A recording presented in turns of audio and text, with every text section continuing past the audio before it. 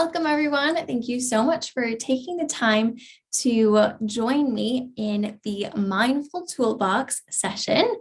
This week, we are going to be speaking about communication and the two most important tools that you can use to help create happier and healthier communication that reaches the desired goal. My name is Sarah Lynn. I'm the owner of Bettering Youth, an academic tutoring company that blends in emotional well-being coaching.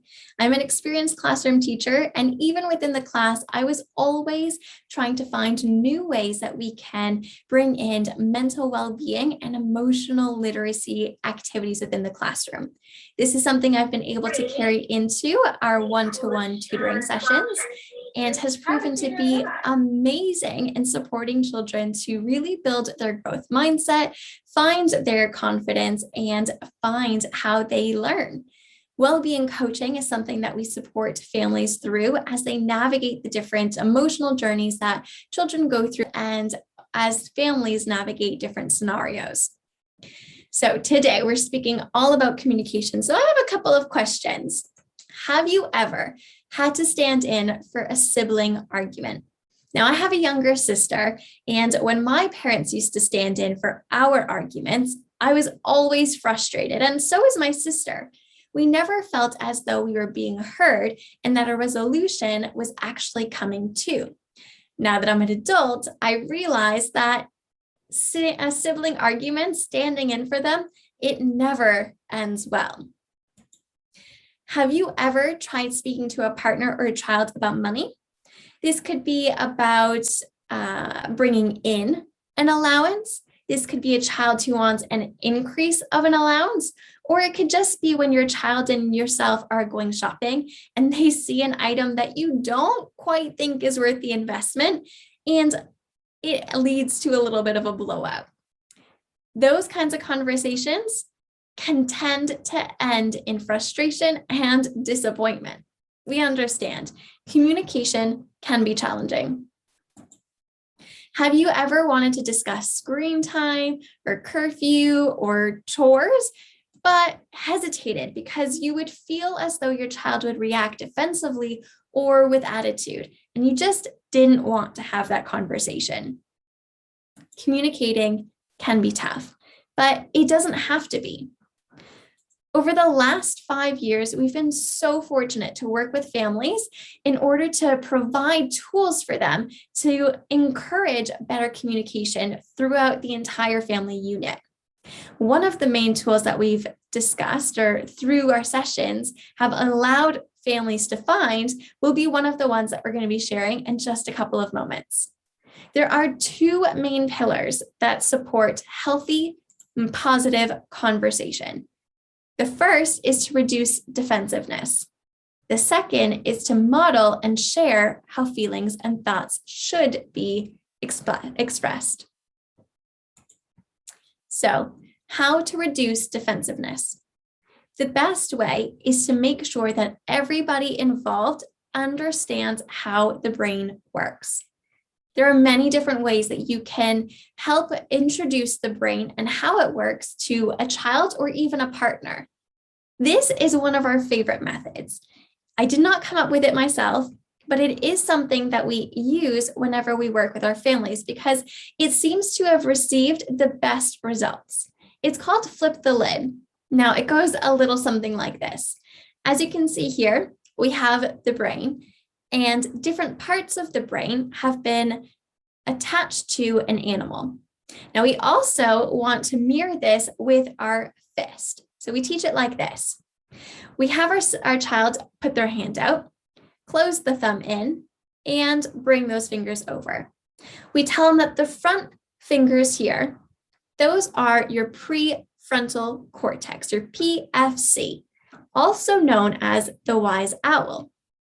Now, just like an owl, the PFC is there to help you make good decisions. If we open up the brain and move the thumb, we have our palm, which is where we like to have our hippocampus. In this case, it is related to the animal of an elephant. The elephant like the hippocampus, retrieves memories for us in order to refer back to when we have to make decisions.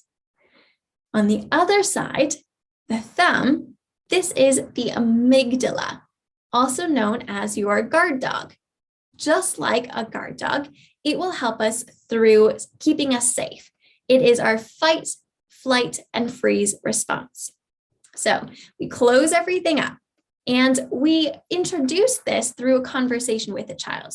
They might be upset with us because they didn't get to purchase that toy in the store. So our job is to encourage them to identify what happened when they started getting frustrated. We might ask them how they felt, and they might say angry. And then we might show them that their guard dog was barking because it was angry. And when a guard dog barks, well, our PFC, our wise owl, flies away. Our ability to make good decisions is now being compromised. And because the dog is barking so loud, the elephant can't think and therefore cannot help us make good decisions. So we end up feeling all of these emotions and reacting in a knee-jerk reaction that typically does not end well. So our job is to help them understand this process and then give them tools to self-regulate the amygdala. This can be through mindfulness, which is something that we teach, or it can be through different activities that teach emotional regulation. Another thing to keep in mind when trying to reduce defensiveness as you prepare for a conversation are the following key ideas. One is to avoid moment conversations. So if your child is in the store and really wanting that toy, that is not the time to be speaking to them about their behavior. It would be a really good idea to talk to them beforehand, prime them before going into the store. If you do want to give them some money to spend, talk to them about the amount that is available to them and the worth or the value of that amount. Another important key thing is that everyone gets to speak. A lot of defensiveness happens because we feel as though we need to express how we're feeling numerous times and usually quite in a sharp manner because we don't feel heard. If everyone gets to speak and we're practicing active listening, then that defensiveness begins to come down. Of course, it's really important to ensure that everyone has time to think and reflect before big decisions are made. Because the way that my brain processes is different than the way that your brain processes, just as much as the speed will differ between brains. Therefore, it's really crucial that we are allowing everyone to fully understand and reflect on the decisions to be made. So now that we understand the first pillar, which is to reduce defensiveness, let's chat about the second one. That one is to model sharing thoughts and feelings. This is where your task is to encourage and increase emotional literacy. Emotional literacy is all about encouraging your child to express how they feel. There's two different ways that we can do this. The first is through I am statements. These are fantastic because they allow us to take ownership over how we're feeling. So instead of saying something like that the teachers didn't understand me and so I got angry, the blame is on the outside person. A reworking of that would be to say, I felt upset because I didn't feel understood or heard. That way, we're encouraging your child to take ownership over how they feel. On the flip side, we can use I feel statements. They sound similar, but they're a little bit different. They're different in the way that they don't increase the defensiveness of the listening party. Because instead of it being, why aren't you, or why don't we, which tends to come out quite latent with blame, we are allowing ourselves to share how we feel, which is very important, but owning it as well. So I feel hurt by the situation. I feel like I need time to think. That allows us to increase how we express our feelings and our ideas, but in a way that will be well received. So now that you know the two pillars that have helped plenty of families increase their communication, so it was well received, let's chat about how we can use this.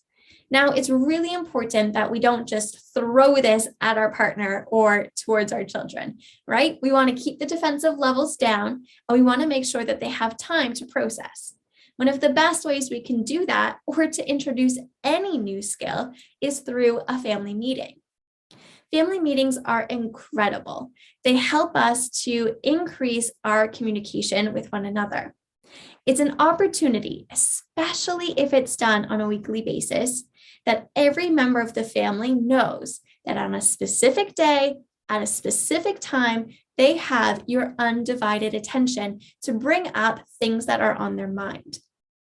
It's also a great place that is dedicated for your child to practice communicating. We want them to feel comfortable to communicate how they feel within the family home. So when they go out into the world, they also feel as if they're able to express their feelings and their thoughts. It's also an opportunity to discuss upcoming responsibilities. Now, your child might be preparing for an entrance exam.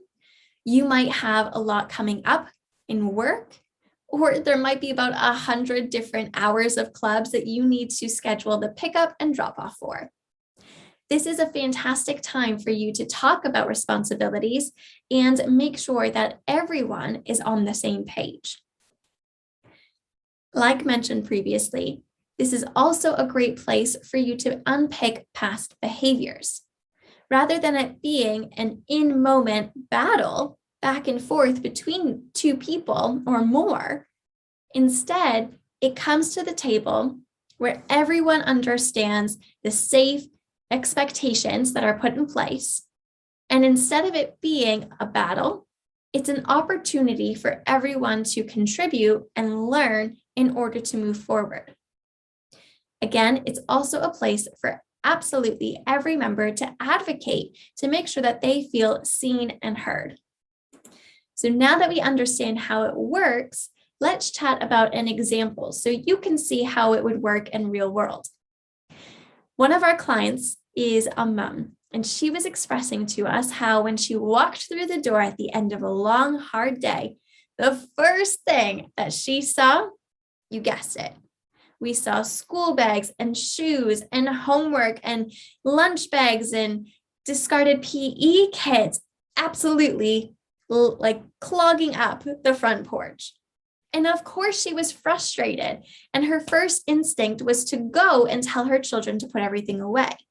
But she really disliked having to do that. She felt guilty, as if the first thing she was doing when she got home was nagging her children. After they had already implemented the family meetings to help support them with other emotional topics, the mom added this to the agenda. And instead of it being a time for her to unleash on them once again about their lack of tidiness, she encouraged everyone to share in order to get the conversation flowing. So she started by using I feel statements to tell her children why this upsets her. In turn, she actively listened when her children expressed to them that it was there because at the end of the day, they were really tired. Then, as a family, they were able to offer different solutions. They came up with a plan, and the plan in this time was that they would have the opportunity to have their clothes and their bags and their shoes anywhere until dinner time. After dinner or before dinner, everything needed to be put away. And it worked for a couple of weeks. And then, yes, they slid right back into old habits. And so instead of moaning and groaning again, Mom added the list once again to the meeting agenda. And the conversation was opened up, and they came up with another solution. And this one has stuck. The solution was that one child sets the table and the other goes around the house looking for items, not looking for items, but notices which items are out of place. And these items can belong to anyone in the family. They return to the table, and anyone whose belongings were out of place, their plate was flipped over.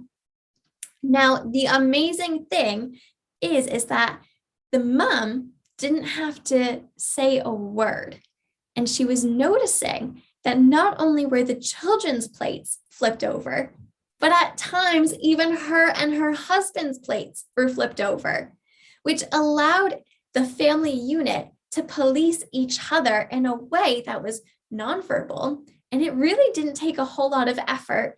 And it allowed there to be a sense of unity. Because instead of it being the mom's responsibility to nag the children to get the results, to keep the house flowing, the entire house was able to police itself. And no longer did she have that burden. So I hope now that you can see that family meetings are a fantastic way to introduce not only these two great pillars for reducing defensiveness and increasing our ability to communicate effectively, but they work in all of the trivial things too. It can support a family who's going through a really difficult time, as well as a family who just feels like they're holding on by the seat of their pants because life's so busy. It gives everyone an opportunity to pause, reflect, and then communicate. That's it for today. I really hope that these 3 skills are something that you can implement with your family. Be sure to send us a quick message if this is something that you have tried and how it turned out for you. We'd love to hear it. If you want to continue your journey in supporting your family through emotional and mental well-being, there are 2 different ways that you can keep up with us. The first is by joining us at Bettering Youth for academic tutoring and emotional well-being coaching. You can find us here. The second is to join us every month in these short and snappy webinars, the Mindful Toolbox. Again, you can find us here. I really hope today was a great opportunity for you to see how just small changes within your already very frantic life can make the world of a difference. My name is Sarah Lynn. I'm so honored to have been here with you today, and I look forward to hearing more about your journey. Take care, everyone.